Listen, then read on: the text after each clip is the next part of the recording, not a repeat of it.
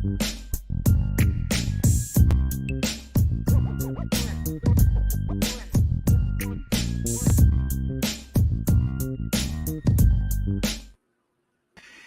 IB Nation Sports Talk. We are rolling. He's Jesse Stiers. I'm Sean Stiers.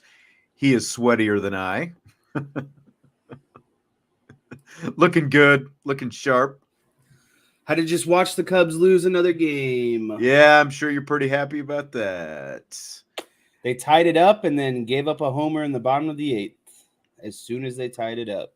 I saw Marcus Stroman give up the home run, the Christian Yelich home run. Did you see the sequence before that, though? I didn't see what you were complaining about on the socials there. Go ahead. It's just ridiculous. You know, I've been holding out as long as I can, but I can no longer hold out anymore. Robot umpires are needed. It is a necessity, and I'm just sick of it. You know, Stroman had a full count on a guy, and he dropped. This is 2 outs. He drops a slider into the corner. It's a clear strike. Like, not the ball's not even touching outside of the zone. It is clearly touching the entire corner of the zone. They call it a ball. Gets his walk. Next guy hits a single. Next guy is Yelich, and he hits a 3-run bomb. 4 runs are given up because an ump can't call a proper strike 3 call. And I just think that's ridiculous. I don't know what to tell you. I guess I missed all that. It was background until I heard Boog Sciambi do the home run call. I missed your borderline ball strike. So it wasn't borderline. It was all strike. I guess you could say Jesse's a little salty today. And Salty's been in here with a lot of different chiming in. And, you know, one, appreciate Salty Virginia Peanuts. He says, let's go for 100% like rating on today's show. If you're in the chat but haven't liked the show, get out, return after liking it. The show stinks. You can unlike it later. I hope it doesn't stink. We'll find out. I also saw Salty, you know, giving us a hard time kind of about the topic of today's show. You know, like you fall into a coma. You wake up 3 years from now. What have you missed, basically? What have you missed in the last 3 years, specific to Notre Dame football? Tyler J. Robinson says, I'm sure by 2026, they'll be the only school to ever land 6-star recruits. I mean, who knows, right? Who knows? I think what the better Salty comment of the evening is, for example, I reserve the right to unlike any show that doesn't have a whiteboard unless it also doesn't have Jesse. I don't want to see Sean or Vince try to whiteboard. That's a compliment in my opinion. So fair point. Thank you. But you've given up whiteboarding. So. I haven't given it up. Yes, you have. No, I haven't. Don't put words in my mouth. If you were prepared to whiteboard, there would be more whiteboarding on this show. I'm always prepared to whiteboard. Well, do you have something ready to whiteboard tonight? Nah, not specifically for this topic. See? All right, so the theme today, and I literally, I woke up and were you in a trance? What are we going to talk about on today's show? And this popped into my head. What the heck? You know, so you slip into a coma, a theoretical coma tomorrow. You wake up exactly 3 years later. That means you'd miss the next 3 Notre Dame football seasons. You would miss 3 recruiting cycles. You would miss 3 NFL drafts, among other things, obviously. But you wake up. What are you going to look back and see that Notre Dame did over the last 3 years? Marcus Freeman and the football program. And I mean, think about the last 3 years leading up to where we are right now. 2020, who saw the pandemic and, you know, that whole season coming, but Notre Dame turned it into its second college football playoff appearance. 2021, they just missed the playoff. Brian Kelly becomes the program's all-time wins leader. End of the season, he's off to LSU. Insert Marcus Freeman, 2022, 8-4 last year. So, just think of where they've been the last 3 years as you try to project what they're going to do over the next 3 years. Does that make your job any tougher when you think about it that way? No, it doesn't. I'm prepared anyway. My job doesn't get tougher or easier. When you come prepared, there's no such thing. All right. I see we've got some I'm noticing this too. I don't understand we welcome you as a guest, right? But yes, why show up and just blatantly talk about Buckeye football when you haven't been provoked in any manner? right. Yeah, and look, we don't basically uh, if you're going to hang out, you don't have to be a Notre Dame fan to hang out. We have USC people come in. We've had Ohio State people before. We've got Alabama regulars in the show. Just chill. Don't be a jabroni. That's all we ask. That's your favorite word, If jabroni. you jabroni this thing, I'm going to Iron Sheik you right out the door. Okay? That's just executive order. That's right. That's right. So Tyler, chill out. This is Have your a good time. jabroni warning. We're here for the good time. You get one jabroni warning. I see more jabroni. If it was Vince, he'd probably be out of here. So I guess he should be fortunate. That's right. See, that is Vince's background as a public school employee. Is like Vince's line is a lot thinner than mine. Like which is kind of surprising. I know. I've said it before. You'd think that Vince is the one who's 13, 14 years older. I've enjoyed the USC fans the last couple of weeks because they provide good content. It's just good, banter amongst two passionate fan groups, That's right. I see Isaac is chiming in now as well. Well, let's just get this thing started. So you fall into a coma. You wake up in 2026. You've missed the last 3 years.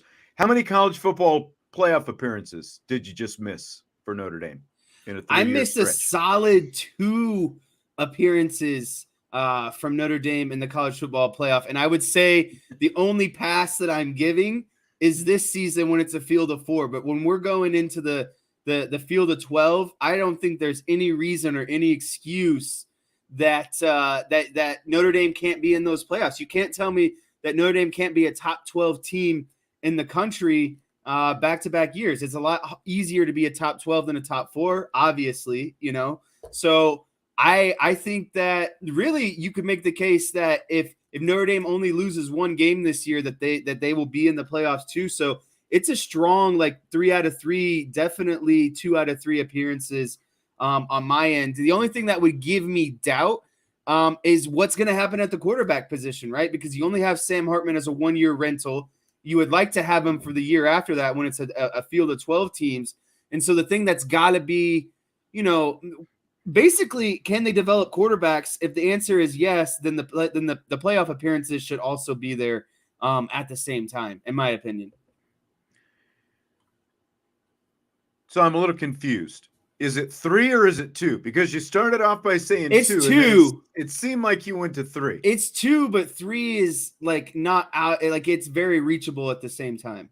Right. And I'm in the same boat as you. Like once the format expands to 12, I'm very confident that Notre Dame will participate in those 2 college football playoffs. It's this year that's the biggest question. And just what you said. What's the quarterback situation going to be? What's going to happen if something happens to Sam Hartman? If they're in the same situation as last year, I'm not confident that a playoff appearance is coming. And they obviously have 3 big games. Spoiler alert: one of them's against Ohio State, right? One of them is against USC. The other is against Clemson. And still have to address the whole, how confident, and we're going to get to, some of the other stuff in terms of, Marcus Freeman, his future. That's on the list of things that we'll address here. But I'm very confident in the 2 college football playoff appearances. Maybe that's a cop-out because the field's going to expand, but I'll say 2 as well. I'm right there with you. I saw something for this season. I can't remember who it was. I think I sent it to you very late last night.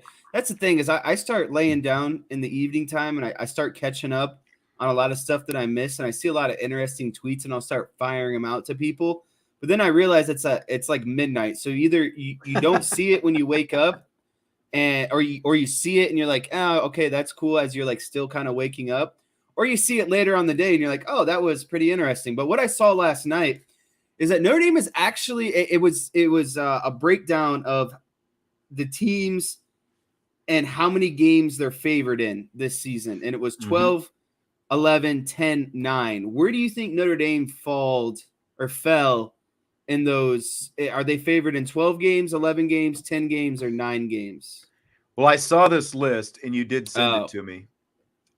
So, yeah, I saw this list actually before you sent it to me. And that's what I was trying to figure out sort of how to work it in. But yeah, it's 9. They're favored in 9 games this season. I guess that's interesting to me. So they're basically saying Clemson, Ohio State, and USC are all favorites. I guess I didn't realize that. I thought Notre Dame was at least the favorite in one of those games. Well, this is not Vegas. This is that particular tweet, and I think I've still got the image right here. Let me find it for you.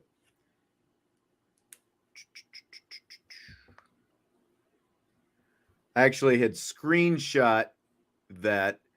Okay, so this is Colin Wilson. He's a senior writer for the Action Network. Okay. It is his power ratings. Alabama, Georgia, Louisville, Michigan, Washington favored in 12. Clemson, Florida State are favored in 11 games. Also favored in 11. Liberty, North Carolina, just speaks to their schedule, I think, more than anything. Ohio State, Oklahoma, South Alabama, Texas, Toledo, Tulane, Utah, Wisconsin. Favored in 10 games. Air Force, Baylor, Boise State. Kind of a little bit surprised by Baylor, considering the expansion of the Big 12. Coastal Carolina, Maryland, Navy, Ole Miss, Oregon, Troy, Western Kentucky.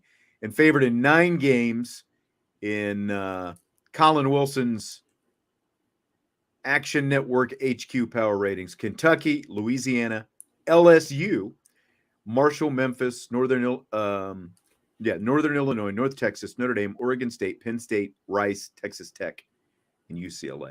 Surprised to see Penn State in that 9, and LSU as well, because talked about LSU's schedule. Really, Florida State, Alabama, like those are the 2 biggest, and then you've got Texas A&M. So are they not favored in all 3 of those games?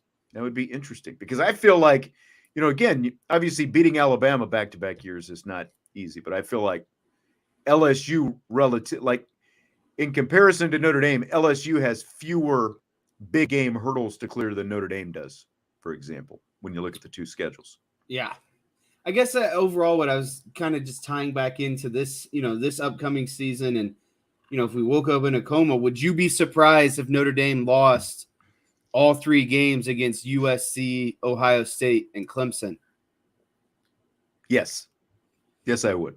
I would be too. And that's where I thought like 10 is where I would be, happy landing. But to me, realistically, that number is 10 or 11. I don't expect a 12. And I don't think 9 is realistic either, but I think 10 or 11 is where it's at. But if I woke up, if I was, went into a coma tomorrow and woke up in 2026, and you told me that they lost all 3 games and went 9-3, potentially 8-4, because none of the rest of the games are a given, considering what we saw last year with Marshall and Stanford.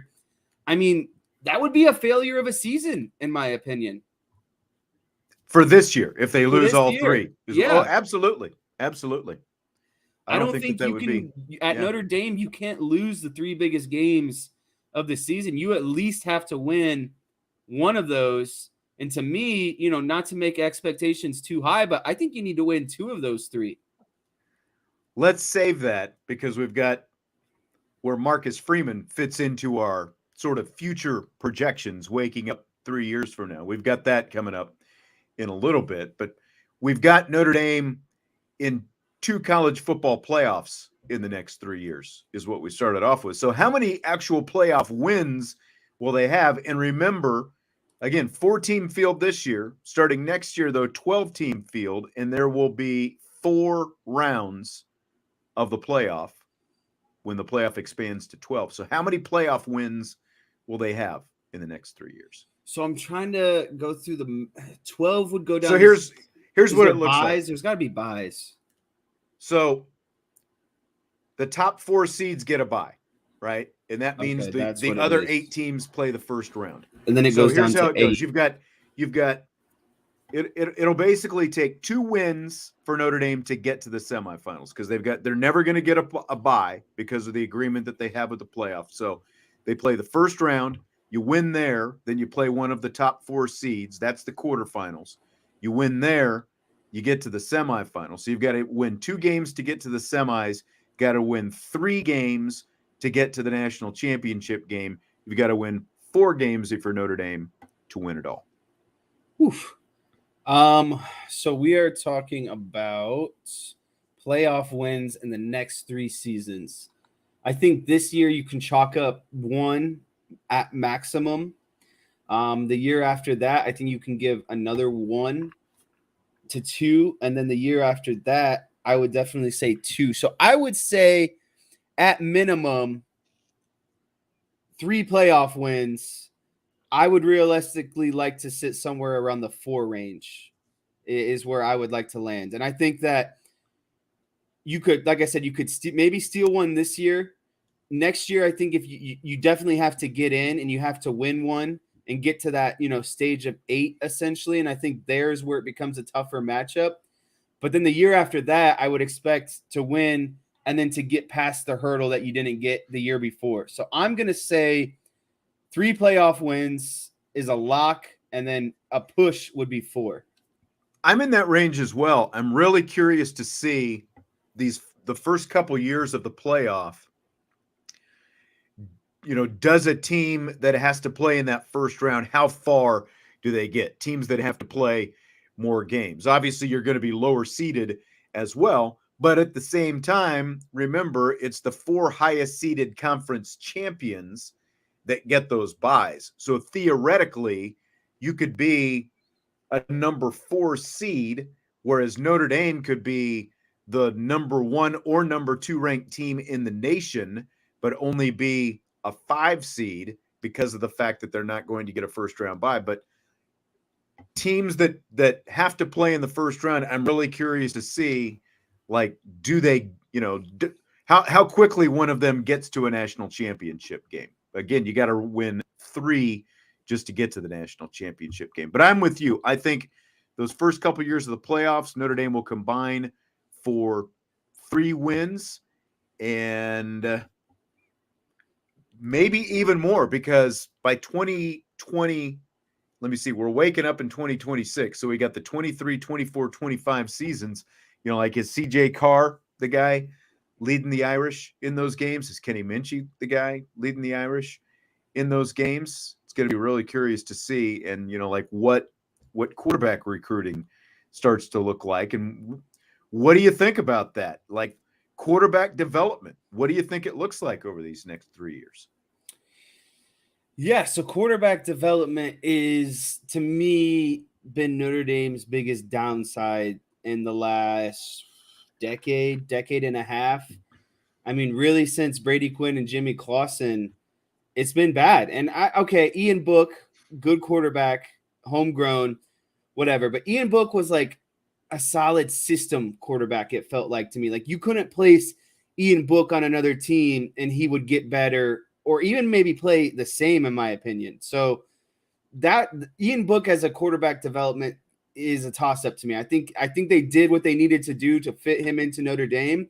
But outside of Notre Dame, I don't know if he would have much success at the quarterback position, right? Agreed. Yep. So although Mike Leach wanted him pretty badly when he was still up there at Washington State.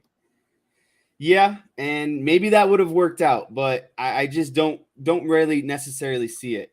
But to me, what you need in terms of quarterback development over the next 3 years is Sam Hartman's going to be gone. I think that with the young core and CJ Carr, Kenny Minchie, that would be kind of who's on deck for the next 3 years. I think you need to bring in someone again from the transfer portal, just as an emergency, blanket. If he starts, he starts. If your grown talent starts, okay. But I think, next year it could be Minchie or Carr. But the season after the next 2 seasons after that is where I really need to see the quarterback development. And I need quarterback development as in someone who is going to be a 2-year starter, and you have someone behind him who's ready and queued up to take over the reins when the starter leaves, essentially. So I think quarterback development, you need to have someone prepared, not for, the 2020. We're coming up on the 2023 season, the 2024 season. I'm okay with, maybe being a little bit underdeveloped at the quarterback position.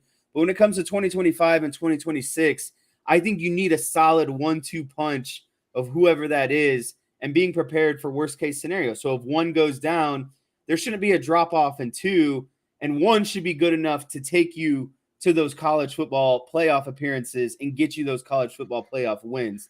That's what quarterback development looks like for me over the next 3 years. It's got to get to the point where you're bringing in not just 4-star guys, but high-end 4-star guys and borderline 5-star type guys. And you've got that's what you've got in that room. Like you're not settling for lesser guys when you're bringing them in. And just what you said, there has to be a succession that starts to take place. That's the word I was looking for, like a plan of succession. Right, exactly. And that's just like look at Alabama. Even though they brought in Tyler Buckner this year, this is the off year. This is the first time they've had to do it. Obviously they've lost more quarterbacks, and Georgia has lost more quarterbacks to the transfer portal. Like there has to be a line that starts to take place where you're bringing in high-end guys, and maybe you lose a guy or two to the transfer portal because you're bringing in such high-quality guys, and they're not just game managing, they're thriving, and this offense turns into something that we, really, as you said, haven't seen since probably at least since Deshaun Kaiser, but, going back even before that to what you were talking about, Jimmy Clausen and Brady Quinn, because you can knock Brian Kelly all you want. There's plenty of reasons to, but he was right about Deshaun Kaiser. He needed to stay at Notre Dame for another year, and especially after the year that he had. And I think that was one of the bigger letdowns, because I think he could have had a tremendous year if he stayed one more season. Right. And he had big arm talent. I agree. And so I think 2 years from now, you're seeing probably a good battle like between Minchie and Carr. One of those guys emerges as the starting quarterback, and then, like you said, you expect to get at least 2 years out of that guy. But at the same time, you're developing the next guy, getting him ready to go, so you can plug him in. And because again, like look at Alabama as the example. How much experience did Bryce Young have before he took over at quarterback?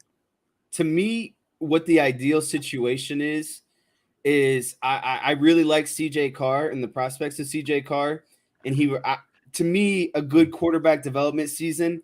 He plays at Notre Dame for 3 seasons, and he starts to sniff, some of those kind of records by prior quarterbacks. You know what I mean? I don't need him to break records or shatter records or anything like that, but he needs to be on pace, and he needs to be kind of sniffing them. But I think if that's the case, if CJ Carr is your starter for 3 years, I don't see Minchie staying around all those years. And I think you got to have someone developing behind Carr with those upcoming 3 years that I'm talking about. To me, that's the ideal situation. It's not ideal to lose Minchie, but it's ideal to have someone playing and developing for 3 years and also developing someone right behind him. So when Carr leaves, that guy can step in and potentially play for 2 seasons and have a really strong 2 seasons after that.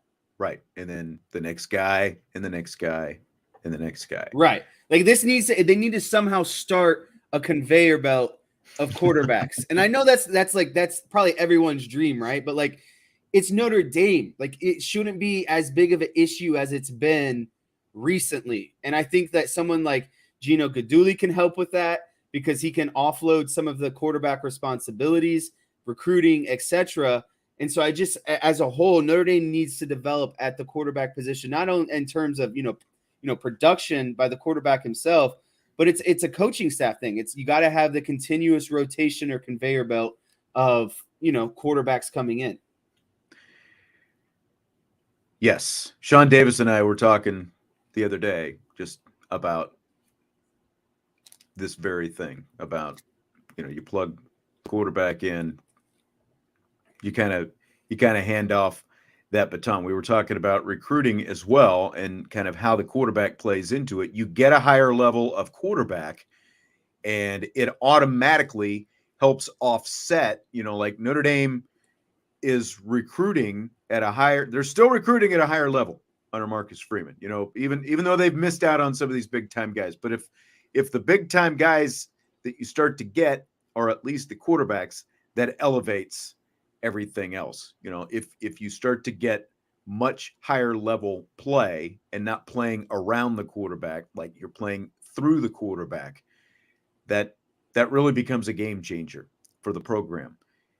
And again, the blue chip ratio since Marcus Freeman has been involved in recruiting is over 70% for Notre Dame over the last 3 cycles, including the current cycle right now, over 70%. Whereas the blue chip ratio, and that is the blue chip ratio, the percentage of 4 and 5 stars that you have in a given class, the Brian Kelly blue chip ratio was about 52%. So Marcus Freeman about 20% higher in terms of getting 4 and 5 star guys compared to what Brian Kelly was getting. Now, the difference still continues to be, even for Marcus Freeman, you're not getting the 5-star guys. So again, when we wake up 3 years from now, what's the 5-star recruiting number going to be? How many 5-star guys does Freeman get in the next 3 cycles that we wake up and see 3 years from now?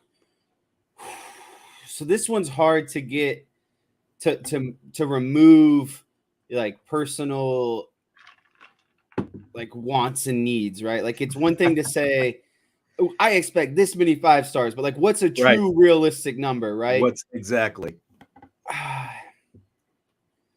If you already said this, forgive me, but how many has Marcus Freeman landed since being at Notre Dame already? Do you know that number? Jalen Sneed is the only one. Michael Mayer and Jalen Sneed are the last 2 5-stars Notre Dame has landed. So I think you're gonna start to see, and I'm gonna backtrack a little into the quarterback development, but also kind of play it into my answer to this, what you just asked me about 5-star recruits. Okay. I think what happens is once you start to prove on a national scale that, one, your program has taken a step, you're winning meaningful games, you're developing quarterbacks that are, moving on to the next level, I think naturally you start to get more interest from higher caliber recruits, right? Because recruits want to play at a place where they can contend and win a national championship. They can develop as a player and move on to the next level. And then the third component is, what kind of money are they being given? That's just the current landscape of football. So I think if Marcus Freeman can continue to chug this thing along and get more players in and out into the next level and have success at the same time, I think a realistic number over the next 3 seasons is like 1.5 per season. And so then that would put me at somewhere around the 5 range, 4 to 5 range, I think. And to be more optimistic, I'm going to put that at the 5 range. I think 2 per year is a little bit too much right now. I wanted to say 6, 2 per year, but I feel like 5 is a better number to land on. So I think naturally, as the program gets better, Marcus Freeman's name starts to gain a little bit more traction. They start winning in the national, stage. I think you're going to draw more interest from these 5-star recruits. So I'm going to stand on my solid number of 5. I agree with all those things about the success, and especially if they can win at least 2 of those marquee games that we're talking about, this year between Ohio State, Clemson, and USC. I think that helps you as well. Important to remember that the current 2024 cycle is part of the next 3 cycles, and currently they have 0 5-stars in there. Now, I'll bring up the comment here from Josh Buffo in just a second. I heard an interview recently. I can't remember the guy's name off the top of my head, but he worked for 24/7, and he said something. His whole thing is recruiting and spinning it forward to, I think the topic of conversation in the interview was how you predict whether or not a guy coming out of high school is going to be an NFL draft pick. Everyone's definition. See, I'll go ahead and put this up there. Josh Buffo, the motivational business banker. I think Drake. Quite the name. Yeah, I know, right? Drake Bowen, CJ Carr, Cam Williams are 5-stars, but they get deducted points for going. Yeah, and that's also the nature of the beast. And that's part of it. What this guy said, though, again, someone who worked for 24/7, basically depending on which rating service you're looking at, your stars will vary. Obviously, I think we all know that, right? And is there something to this? They're going to Notre Dame, and so all of a sudden they get deducted. I think it's when you look at some of this stuff, like there's something to it. But 24/7 specifically, what this guy said was they only have 32 5-stars per year, 24/7, and I didn't realize this. He said the reason there are only 32 5-stars per year, there are 32 NFL teams, and they are saying you've got 32 picks in the first round. So what they are saying is these are the 32 guys who we are projecting, 3 to 4 years from now are going to be first-round NFL draft picks, and that I didn't realize. But then you also have a guy like Tom Lemming, who I just saw tweeting last week, when he called somebody a 5-star.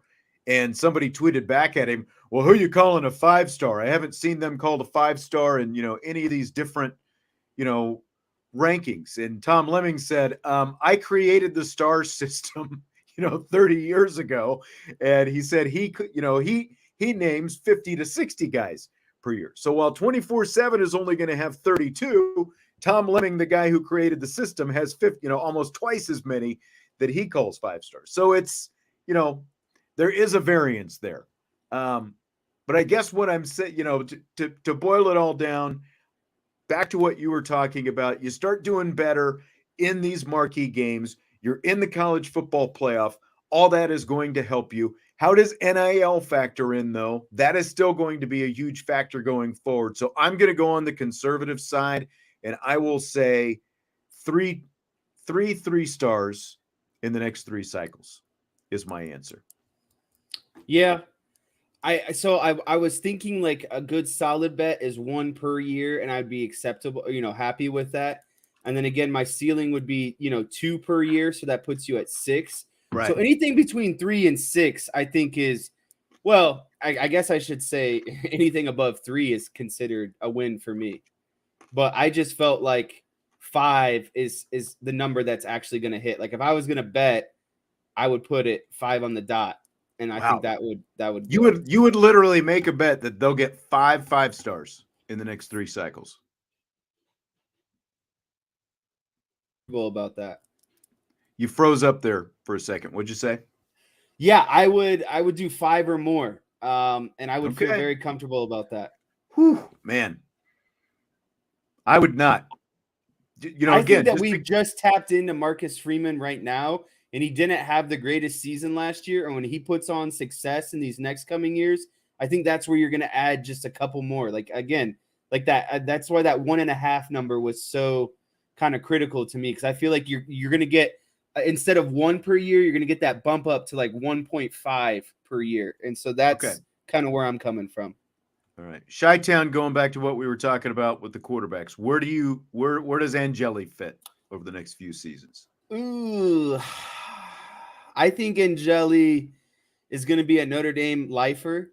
And I think Angeli controls his destiny in terms of Notre Dame. I think if he really commits and sticks it out, I think he could be a solid backup.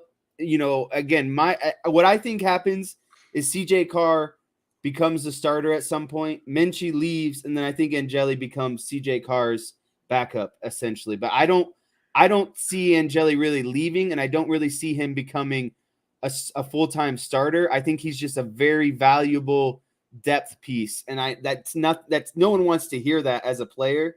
But I just realistically think that's what it's gonna come down to for him at Notre Dame.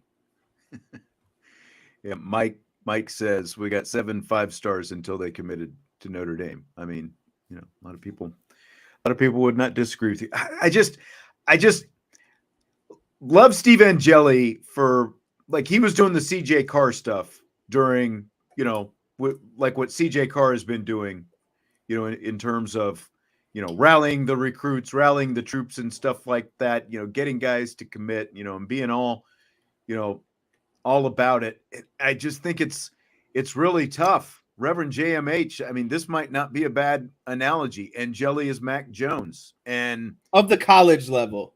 Well, yeah, and that's but like what he's saying is like, if that hole, and like the opportunity arises for Steve Angeli, I see what he's saying now. It's just that all the talent that's going to be stacked up in front of him, like Mac Jones had at Alabama, finally got his 1 year, right? Was able to capitalize on it. I could potentially see something like that for me. I just it's just so tough because of what's obviously coming in behind him. I think his biggest right now window is that transition year where maybe Carr isn't necessarily ready to be the starter yet. Right. Like, can he show something this fall, especially if, like he gets some opportunities, but can he show something even behind the scenes and going into next spring that makes them say, maybe we can ride with this guy? All I know is if he's the starter, I will personally make some peanut butter and jelly t-shirts, and we can all wear them as he's the starting quarterback. I see what you did there. All right. We need Vince's bell. Vince is on vacation all week. What about NFL draft picks? Notre Dame has had 14 draft picks, NFL draft picks, the last 3 years, and most of them came, I think it was 2 years ago in that big class that they had drafted. Will they top that in the next 3 years? Oh, let's look at it right now. You got 2 offensive linemen who will probably be drafted. So you got Joe Alt, Blake Fisher. Boom and boom. Estime will play at the next level. Yep. Merriweather will play at the next level. Tobias Merriweather. Sam Hartman will make it. I don't know if you can count him, though, because he's only here for 1 year. He'd still get drafted. He'd be drafted as a Notre Dame player. I think Ben Morrison. One of the linebackers will make it. You think so? That's what I'm amongst all of them, I think one of them makes it. Okay, we'll give one of the 3. Okay. So, and then to be even more optimistic, I think Chris Tyree, even if he's not drafted, I think he ends up on a roster somewhere because of his speed.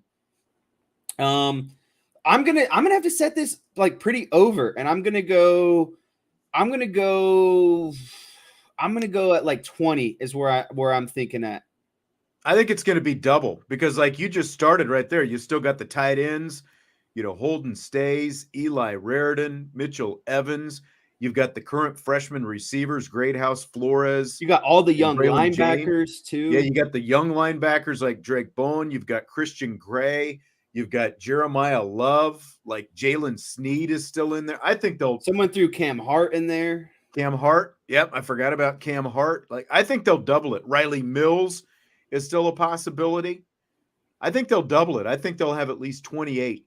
I think Howard Cross potentially could end up somewhere. Yeah. He's a solid nose tackle. Because again, the more it just stands to reason, the more talented guys that you start bringing in, the higher their rating coming out of high school, you get them in your program and you continue to develop them. You should just naturally start to see more guys crank out and be drafted. So I think they'll at least double it. I'm at 24. I've been convinced. I'm going to go like a solid 8 per season. That gives you 4 on each side of the ball. To me, the only thing that could hold them back is like they have so many young people. So it's like, will they even be draft eligible? So again, going off this roster alone, like you could see almost 10 guys from this roster potentially on an NFL roster next season, and that's already got you halfway to 20. So I like the prospects of at least 20, and like you said, I think you could see upwards to 30 by the time it's all said and done. I'd set my kind of min and max range between 20 and 30 guys. All right, before we head into rapid fire, we've talked about college football playoff appearances, draft picks, 5 stars, recruiting, all that stuff. The 2025 season, which will be the final, season that we're sleeping or while we're in this coma, because it would be 2023, 24, 25. So those are the 3 seasons you're missing. 2025 is going to be season 4 for Marcus Freeman at that point. So what would the next 3 years have to look like for worst case for Marcus Freeman? And he would, they would have to move on after the 2025 season without Marcus Freeman. I think what you'd have to look at is kind of a combined record, a composite kind of record, right? And I think what gets you, and I'm looking at regular season only here, right? So that's 36 games. I think in order for Marcus Freeman to feel comfortable about where he's at, he can't really afford to lose. Like 9-3, it to me is the bare minimum. That's even making me feel kind of like uncomfortable, right? So like if he sprinkles in some like 9-3s and 8-4s, I just don't know how long Notre Dame will want to stay with that, right? Because again, that's not horrible in the grand scheme of things, but we're also talking about Notre Dame, right? And so John's says, kind of right where I'm at right now. 24-12. Yeah. If you're 8-4 for the next 3 years, I think you got to go. You can't stomach that. And that's where I'm saying like 8-4. Especially because the recruiting is 20% better, like we're talking about blue chip ratio than it was under Brian Kelly. Right.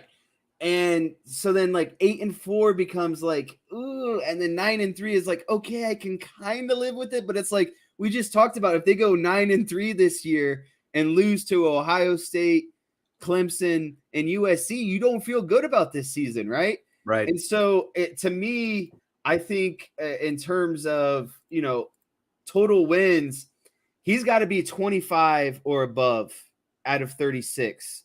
Because if you're at 25 and you divide that by 36, that's only a 70% win percentage. And I say only, but again, at Notre Dame, I just feel like 75% and above is kind of what you're aiming for, right?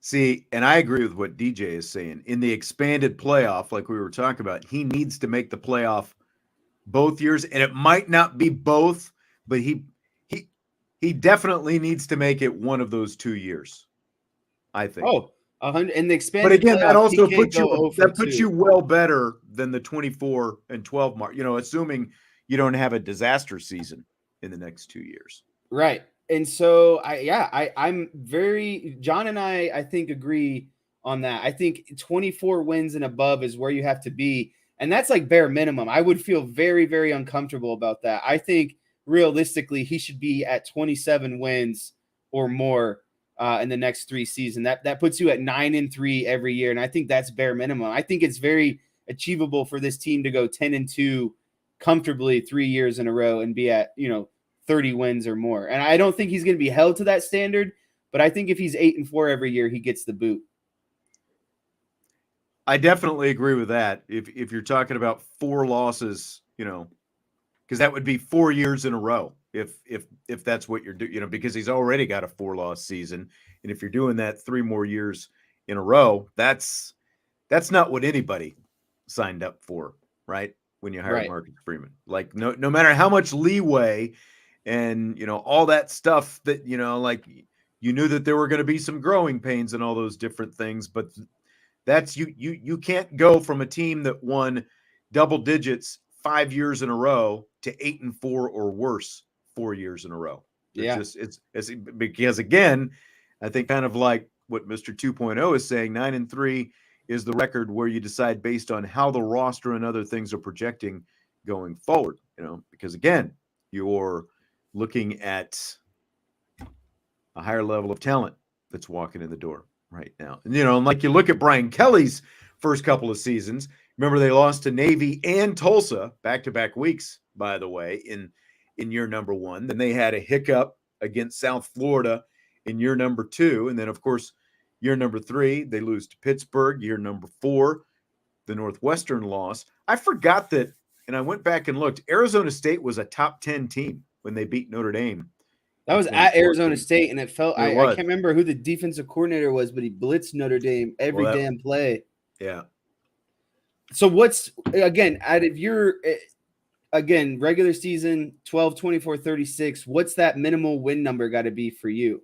I think it's 25 for me. Minimal win. 8-4 puts you at 24. So realistically, I'm going to change mine to 26. That's where I'm staying at 26. I'm saying 28. Oof. I'm saying 28. I forgot. I think it's got to be a little bit higher than that, because I was just, 28 puts you at a pair of 10-win seasons. And they have a favorable schedule the next 2 years, realistically, as well. Exactly. They really do. And again, once you expand to 12 teams in 2 years, well, okay, Tommy. But we're talking about worst case scenario.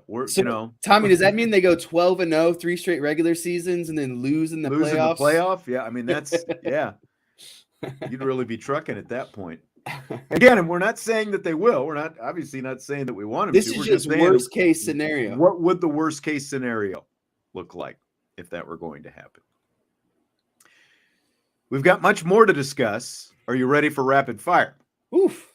This was a heavy hitting topic, so I'm ready to loosen up a little bit. Well, I mean, we're really going to kind of continue the theme into rapid fire, because we've been talking about what Notre Dame football would look like in 3 years if you were to fall into a coma tomorrow and wake up exactly 3 years from now in 2026. What are Notre Dame's new TV and apparel contracts going to look like? Who are they going to be with on each side? I think in 3 years, Notre Dame will be 100% with NBC and 95% sure that they will be with some sort of Nike Jumpman combination. I think Nike is the front runner and Jumpman is second in line and Under Armour is third in line. So final answer, NBC for the contract, Nike for the apparel deal. I mean, just everything that we hear sure makes it sound like they're going to be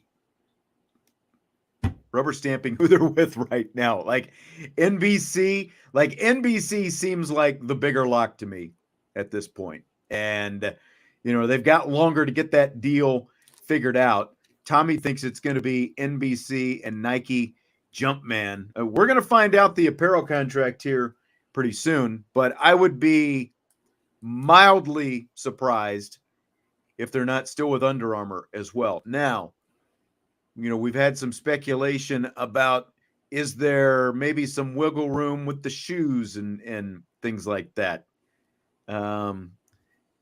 Tyler says, what about a conference? What about it? They're not going to be in one. If they get the TV contract, there's no reason to be in a conference. They'll never be in a conference. No. The only way they end up in a conference, based on the current situation, first, if they don't get a good TV contract, then that necessitates things. But 2, if the ACC blows up and they can't figure out, a place for the Olympic sports, in other words, all the sports besides football to go, if they can't find a home for them, then that could change things. But,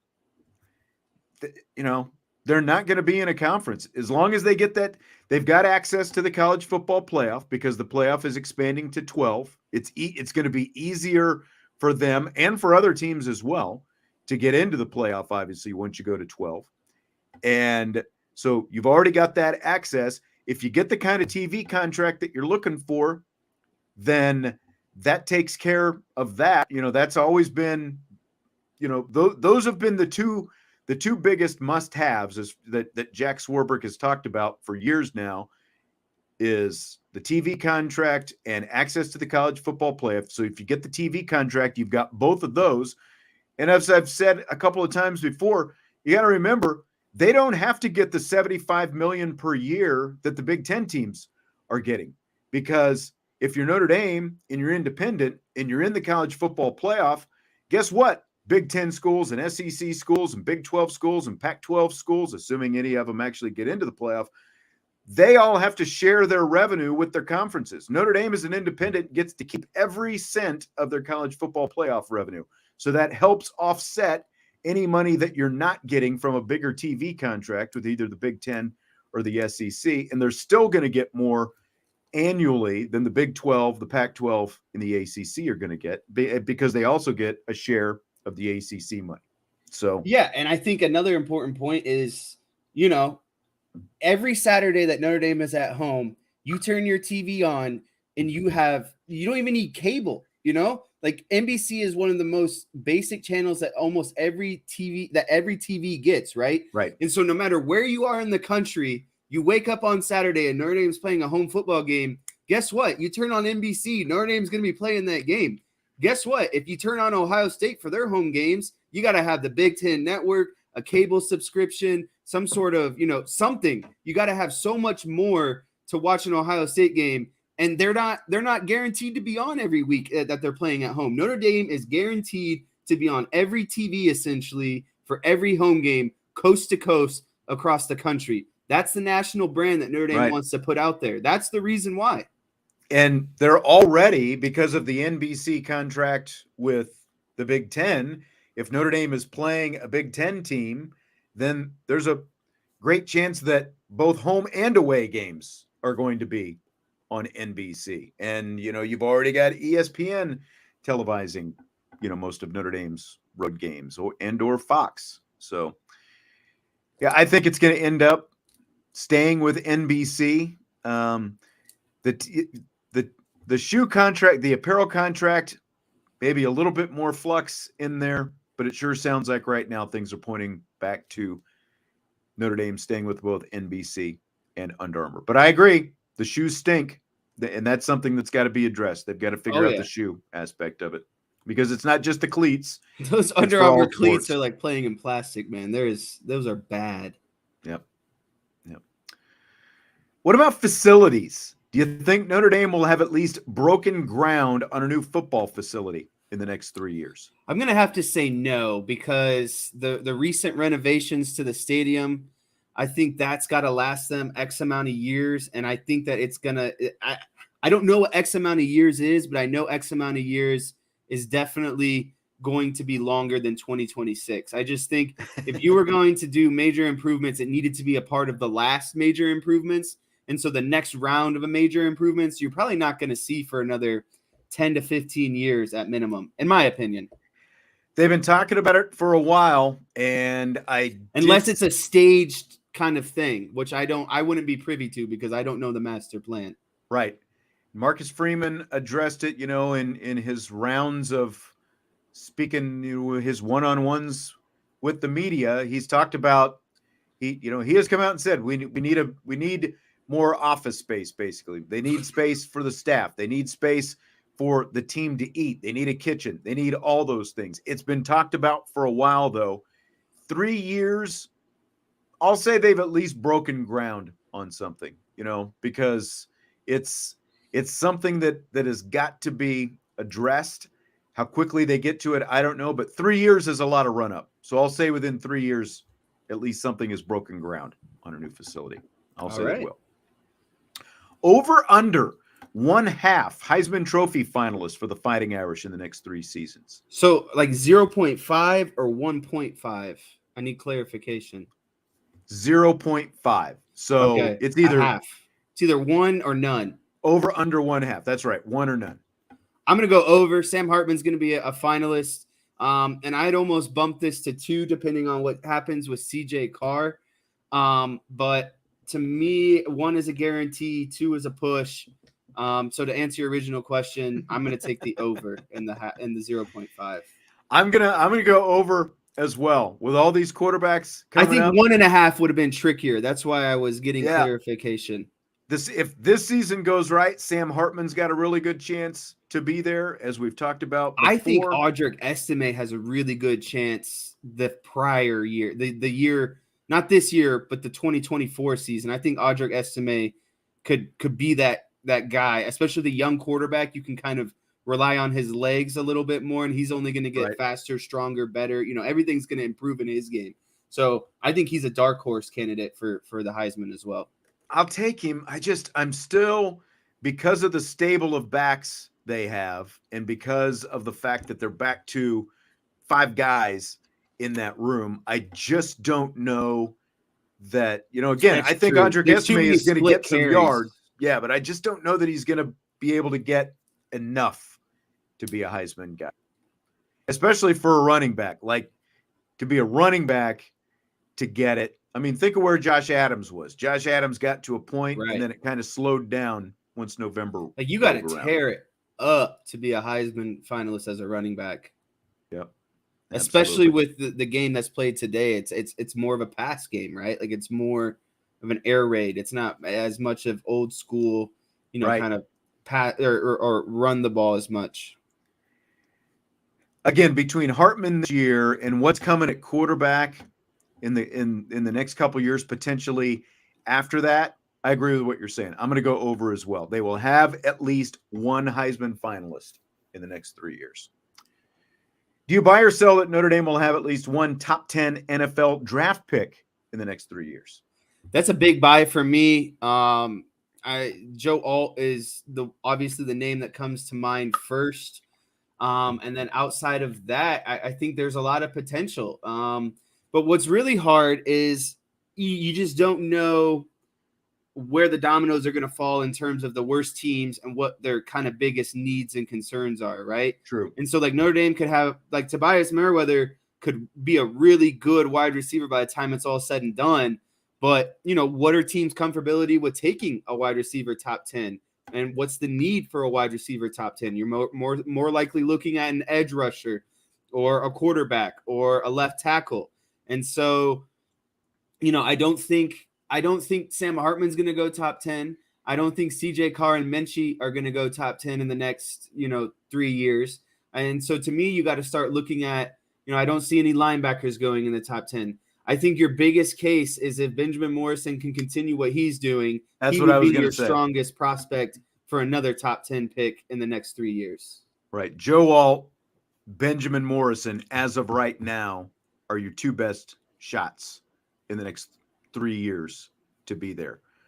But you also have, like, you could say like Tobias as a dark horse. Right. That was another guy, just depending on needs again, right? Like, where do these teams in the top 10 stack up in terms of needs? Right. Exactly. So I think they would, Joe Alt obviously gives them their best chance, but it's just what you said. He's already being talked about as a first-round pick, but now to lock that down, he has to have one of those dominant type seasons, like a Quentin Nelson type season. Obviously, Quentin Nelson wasn't playing the same position, but look at Quentin Nelson and Mike McGlinchey going there, where they went in the same draft a few years back, both going top 10. So the chat is kind of talking about Blake Fisher right now. Where do you see Blake Fisher's got top 10 talent to me? I just don't think he's tapped into it yet. It's a matter of when does Blake Fisher want to tap into his own talent? That's exactly it. And, will Blake Fisher have himself in a position where even if he's not a first-round pick this year, maybe he's going to go in the second round. You would think that he's not going to stick around for one more year to try to go in the first round. I completely agree, though. He's definitely got the talent. It's just a matter of the frame, the talent. Right. Where he ends up after this year, basically a little bit less. I'm going to give you than a year from now. I'm just going to give the people something to chew on here a little bit. An extreme dark horse case. Hear me out here. Drake Bowen is going to get moved down to defensive end. He's going to muscle up, keep that speed off the edge. He's going to play a similar game to the Bosa brothers, and he's going to land himself as a top 10 pick. That is my dark horse in this entire question. So you're going to make him an edge. I'm going to make him an edge, but I'm going to use that speed that he has off the edge because he's got the speed, obviously, because he's playing linebacker. But I think he can come down, put on a little bit more weight, muscle up a little bit. And again, you don't got to be the fastest guy to play DN, but having speed at defensive end is what's going to separate you. So I think he could do it, honestly. I like that. USMA 87 says Jagasa, and I can never remember how to pronounce his name, so I hope I'm pretty close on how to pronounce. But he would be potentially 3 years from now. Probably you won't see him this year, but then you could see him the next 2 years. He would be draft eligible. Very good chance, but that's taking a long flyer on him at this point. But I definitely think he's got a chance to. But I like what you're saying about Bowen. That's going to be really interesting to see again as they continue to recruit. And if they need these linebackers, yeah, exactly. If they have an abundance of linebackers and an extreme need at edge, like need a good edge player. Like it's just a staple of any good defense. You need a good edge player. Mr. 2.0 says he asked Ryan if he could play Viper. Ryan said Mike. Okay, well, yeah, we'll see. Both of those fit him. I wouldn't have predicted Junior Tui Alamaka as a Viper end necessarily. I think Brian said that he could. Michael's just out here raining on my parade. I was just trying to that is absolutely not gonna happen. Just throwing an abstract juicy idea, something for some people to chew on. We'll see. I mean, a lot can change. A lot can change for a couple of years. Which number is going to be greater in the next 3 years? Notre Dame men's basketball NCAA appearances or Notre Dame women's basketball Final Fours?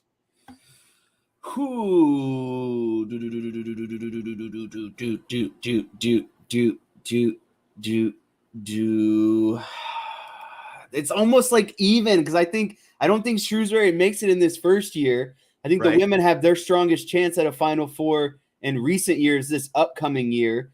And then after that, it's hard to say. So to me, it's like I think you can definitely get one out of each, but it's a matter of who you're going to get two out of. Do you get two Final Fours from the women, or do you get two Final Four appearances from the men? I'm going to, man, this is tough. I'm going to have to say the women because they're more reliable at this. In my lifetime as a Notre Dame basketball fan, the women have always proven to be more consistent. And I think that, and this isn't a knock on the women's team, I just think they're just in that upper echelon of elite teams. I think it's easier for the women to make it to the Final Four than it is for the men to make it. There's just the disparity across the men's game is just incredible to me. Like there are so many teams that are not equal, but the gap is much closer in men's basketball than it is in women's basketball. So I just think for that reason, like the women making the tournament, they're almost a guaranteed lock to like the Sweet 16 Elite 8, right? And so I just think it's going to be harder for Shrewsbury to get it turned around so quickly. So I think the women have a bigger chance. Sorry for the long-winded answer, but I really had to think through that one. No, that's okay. But what you were talking about is which one is going to get two. I think that is it, because the men are obviously farther away from the NCAA tournament right now than the women were from the Final Four. The women were literally just 2 wins away from being, and their best player was out. And that's what I was going to say. With the healthy Olivia Miles, they were a very good chance of, one, at least being a little bit better seed, and 2, being a Final Four, like making a run through somebody. Although, like the South Carolina that we saw out there, once they got to the Sweet 16, that was a buzzsaw right up until they got beat. But I just think the women have the better chance because of where they are right now. They're loaded up. They're ready to go. I've already said Final Four, I think, is a very great possibility for this upcoming season's team. And in the next 3 years, I think that 2 is very realistic because, one, you've got Olivia Miles and Sonia Citron together for a couple years, in addition to everything else that they've got on that team, with the freshmen and everybody else coming in. So, I think that within a couple of years, Micah Shrewsbury will have the Irish men back in the NCAA tournament, but Just how long is it going to take? Is it going to be like Penn State, where he got them to the tournament in year 2? And remember, Penn State was a number 10 seed in the Big Ten tournament that had to get to They got hot. the Big Ten championship game to get to the tournament. So I just think that the women are much closer to being Final Four. They have those than the men are to foundational being players NCAA. laid out, and Right. they've played together. They've Right. gone through it together. Now it's this year. It's like, okay, we fully expect these kind of things. Yeah. And I could see what Michael's saying. 3 years from now, the men make a run in the tournament. I could very easily see that. But it's, what you said.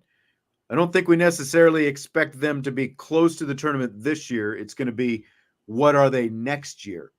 How much closer are they going to be next year? Because there's very young teams still, a lot to prove. Fill in the blank. The Power 5 conference that'll look the most different 3 years from now is blank. This was an easy one. The Pac-12 will look the most different 3 years from now. I think that with some of these schools leaving, you're going to see an addition, and I think some other schools are actually going to start maybe dismembering as well. I think that the answer that most people might say is the ACC, but I just think the ACC is too locked in. I think they're going to moan and groan, but at the end of the day, nothing is really going to happen. I think the Big Ten is going to be relatively closed off after these additions. I think the Big 12, again, they're losing some schools, but they're also, going to go through some fluctuation as well. And so, I really see the Pac-12 as kind of scrambling over the next few years and getting, again, maybe adding a few more teams, maybe a few more teams leave, but I just see the most shuffle within the Pac-12. Yeah, it's the Pac-12 or the Big 12 to me, and depending on how you look at it, we expect the Pac-12 to look different because we expect more defections. The Big 12, the way it would look the most different is with additions, like Colorado, for example. Maybe like Utah. Like, did they both come to the Big 12? I think it sounds like the Pac-12 is going to, add kind of some mid-major, like the whole thing with San Diego State. And I mean, talk about the train wreck that's turned into. San Diego State, with the notice that wasn't a notice to leave the Mountain West Conference, and now they're still in the Mountain West Conference. And why is that? It's because the Pac-12 still hasn't figured out its media rights deal. And the Pac-12 seems to think that they are worth much more than they are actually worth. Like, the TV partners and streamers are telling them, you're not worth as much as you think that you're worth, and so they're not getting they've already promised the members more money, I think, than they're going to be able to deliver. And once they come back with the final number, I think you're going to see more of those teams start to leave. So I agree. I think it's the Pac-12, but the Big 12 is also going to benefit from that, by some of those teams. I would love to see Colorado come back to the Big 12. I think that would make sense for everybody, and I think it would make the Big 12 more interesting. So I think that's coming. So I agree with what you're saying. I've got a couple here that at least one that I'm going to say. Did you see the one about Louisville? I actually, when you said earlier that Louisville was a 12-win team or was projected to be 12 wins, I was like, well, doesn't Louisville play Notre Dame this year? So that would make Notre Dame the underdog against Louisville in one of those 3 games and not the original Ohio State, USC, and Clemson that we talked about. Someone brought that up in the chat. Favorites? Yeah, and we were talking about that tweet that I sent you the other night. Because if Louisville is projected to be a 12-win team, well, obviously, be a favorite. That means they got to be favored against Notre Dame this season. Yeah, that's a very good point. Whoever picked that up, that's right. Alabama, Georgia, Louisville, Michigan, and Washington, according to Colin Wilson's Action Network power ratings, are favored in 12 games. That would mean that they are a favorite in all 12, which would mean that there is, I guess Notre Dame could theoretically still be a favorite in 9, but I can't see Louisville being a favorite in every game they play this season.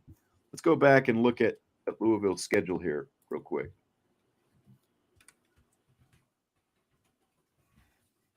Let's see. So here's who Louisville plays in 2023. You want to predict their record since You know, We'll add it to the queue. you want to go ahead and do it? Okay. Yeah, sure. So they're at Georgia Tech. Okay. That's a win. I can see that. Murray State. That's a win. I can see that. Hang on just a second. I'm looking for at Indiana. That's a toss-up, but I'll give them a win. Sure. What happened to my FanDuel app? I'm looking for the odds. I can't find my FanDuel app. Boston College. I give them a win there. Same. At North Carolina State. That's an interesting game, especially since so many. And that is the North Carolina State team. Yeah, and for NC State, that's the week before Notre Dame. You know, so I don't know maybe what factor that is, but I think that's a loss as well. I don't know how they could possibly be favored in that game. They also, of course, host Notre Dame October 7th. I don't know. There's no way that Louisville is going to be a favorite in that game. Can you? I wish that game was last year because I was in Louisville that weekend last year. But I don't see Notre Dame losing to Louisville. So that already gives them 2 losses on my watch. They follow that. They're at Pittsburgh. I think they can win that one. I think they can too. Pittsburgh has a huge roster turnover this season. Then they host Duke October 28th. I think that's a loss as well, actually. I do too. I think Duke is better. Then they play Virginia Tech. I think that's a win. Two similar teams, really, in my opinion. Yeah. Virginia. I think that's a win as well. Yep. At Miami. That's a loss. I think it's at the very least a toss-up. And then Kentucky, which was a good team last year. I think Louisville is more suited for, do they get over 8 wins this year? I know. And that's why I was looking for – I can't find my I must have accidentally deleted my FanDuel or something or offloaded it. But that's got to be a typo. That's all I can – Unless that's his bold prediction of the year. Right. That means you're winning the ACC. North Carolina State, Notre Dame, Duke, Miami, Kentucky. There's no way they're favored in all of those games. Maybe he meant Louisiana State University. No, I'm just kidding.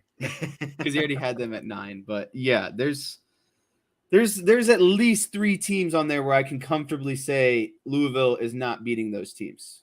Right. All right, final one tonight. Tommy Gunn said 3 and 9. Final one tonight. So interesting stuff going on in the social media world. Instagram. I thought you were going to go with the Joey Chestnut one. I'm going to save that for tomorrow. All right, that's a better question for tomorrow. Yeah, I was so geared up for it though. I was going to do it tonight. I think we'll just save that for tomorrow because we can chew on that.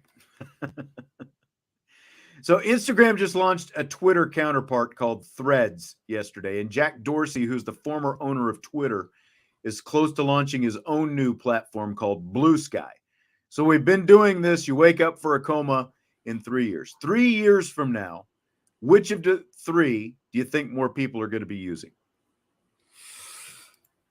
Ooh, this is a tough question. I think that, and this is just opinion, and this is what I've heard from other people, but Twitter is turning more into a business, in my opinion, and I think that's going to turn off a lot of people. And over the weekend, I don't know if you saw it, but there was a new rollout that if you didn't have a verification, you could only view X amount of tweets per day. Right. If you were verified, you got to see more tweets per day. I just think you're going to see more of this stuff about regulations and what used to be a very free app in terms of monetary, right? Like you didn't have to do X amount of things to get X amount of privileges, and I think that's only going to drive people, it's going to push people the wrong way. So I definitely don't think it's going to be Twitter.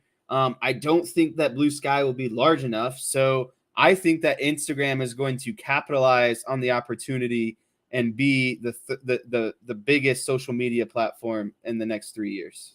It's really interesting.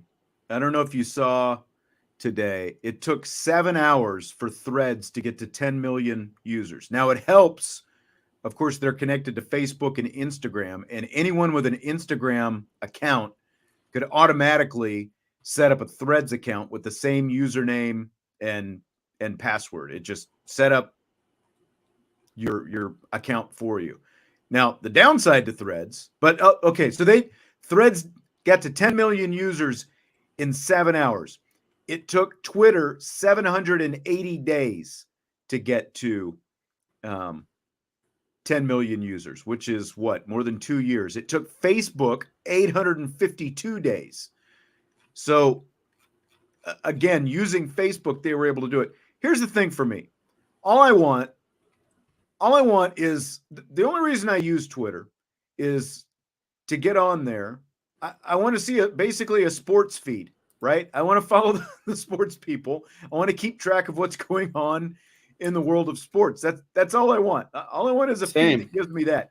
That's not what I've got for the last 8 months since ownership changed. I've said that time and again. You can talk about, well, you want this and you want this. That's all I want is a sports feed. So whichever of these platforms gives me that, that's where I'll be. The Blue Sky thing is really interesting because they're obviously not going to have the benefit of being connected to a place like Facebook and Instagram, like this Threads had, to give them the boost. But what the Blue Sky has is they've got the guy who was in charge of Twitter, so he, knows what needs to go into this platform, so they've got that advantage. You've already now, in less than 24 hours since the launch of Threads yesterday, you've got threats of lawsuit because, Musk is saying that Threads or Facebook, Zuckerberg hired, like former Twitter people to build the platform and all that. Well, he also fired those Twitter people. Yeah, that's right. And I don't know what kind of, contracts they have, that would prohibit them from doing that. But I just, again, all I want is the sports feed. That's what I'm looking for. Threads right now, there's not much there. It's like endless scrolling. You follow. It's funny. People. I got a notification last night follow that you people, set yours up, and I was like, What is this? And I had never heard of it before yesterday. Literally, I woke up yesterday.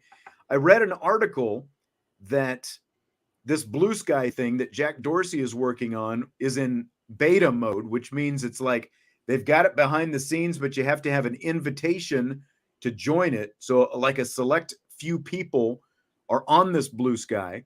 And then by last night, I saw this whole thing about Threads, and I'm like, all right, well, I'll look at it. I saw some other people were doing it. So I looked at it, and it's the first I had even heard of it. And boom, they've got 10 million more. They're probably working on 20 million users at this point. But I don't know. It's not very functional right now. You can't DM, like you follow people, but you basically just see all these random threads. It's not necessarily people you follow. So they've got a lot to figure out to make this a functional app. And again, all I want is a good sports feed. I don't care about the rest. I don't care about politics. I don't care about any of that crap. I just want a sports feed where I can follow what's going on in sports. So whichever of these three can give me that the most consistently, that's where I'll be on. Two things. One, Threads got, I don't know if you saw this, Threads got the easiest, freest advertising today.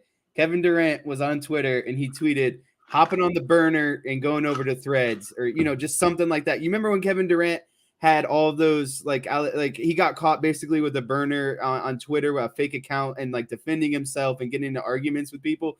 Well, then he said, I'm going to take the burner over to Threads. So I thought that was pretty funny, right? Second thing is a lot of people in the chat are saying is you should start your own platform of exactly what you were talking about and just make it sports only. That might not, if I had the technology. And only people with verified sports writers and podcasters and columnists are allowed to go on. That's really a good idea. I wish I had both the money and the knowledge to do it. I do know people. I was going to say Eric would help you, maybe. I know. Well, but he works for the Zuck. A friend of mine works for the Zuck, and he was one of the first people that I saw on Threads last night when I got on there. That makes sense. But again, it's like I saw him who I don't see anywhere else, squirreling around on threads. That's not a bad idea. But again, you The know who we have to resources. find? We have to find our buddy Russ. That's is like true. You the have real. a web of people that could potentially help you get it done. It's true. True. We have sparked a candle. That's right. We'll see where it goes. Well, I don't know if we got to 100% likes on this show, but I do I think we appreciate. deserved 100% likes. I thought it went pretty well myself. You know, we had a Buckeye troll in here earlier. I think we might have weeded him out at some point. He ran out of breath Lost interest. or his fingers got tired. People weren't responding enough anymore. I think that's it. He stopped pushing everybody's. But were you ever on MySpace, by the way? I see some MySpace. Yeah, I was on it for MySpace. Like a year one, is MySpace still around? Two, were you ever on it? No, it's not around. Second part, yes, but mom wouldn't let me on it for the longest time. Really? Yeah. Because she thought you were gonna like chase dates or something. Do bad things. I don't know. Get into drugs, whatever it might be. Mr. 2.0 says MySpace is still a thing. So I don't know anyone that still has a MySpace. It probably still exists if you go to myspace.com, but I remember all I know is once. it created a lot of controversy, right? You could MySpace was just the easiest way to be petty. You'd get on, you could set like your top friends, you had a profile song, so as soon as someone clicked your profile, music would start playing, and then if you switched up your best friends, your other best friends would text you, be like, why aren't I in your top 3 best friends anymore? Why did I move from number 1 to number 3? Oh, you had to rank your friends on there? You could have like your top friends or whatever. Interesting. I think I think MySpace peaked with the movie Funny People, the Adam Sandler movie. Sandler, Seth Rogen. I think that was the peak with the James Taylor, playing at the MySpace event. And he was like, F Facebook and all that stuff. And by the way, yes, Facebook was around before Twitter. I saw somebody asking that earlier. Evan Sharpley, who I used to do some stuff, obviously former Notre Dame quarterback, I used to do some radio with Evan. I remember he told me once, because you remember, like, to get in on Facebook initially, you had to be in college and you had to have a college email address to get on what they at that time called the Facebook. He told me that he was a Facebook member back in those days where it was still college people who were the only ones who could get in on it. So, yeah, he was a founding person or whatever. So, all right, well, we've gone down that path. Hit the like button on your way out. We appreciate you being here tonight. Jesse, I will talk to you mañana when we finish off the week with a round of Friday Rapid Fire. We will talk to you guys tomorrow. Appreciate you being here. IB Nation Sports Talk.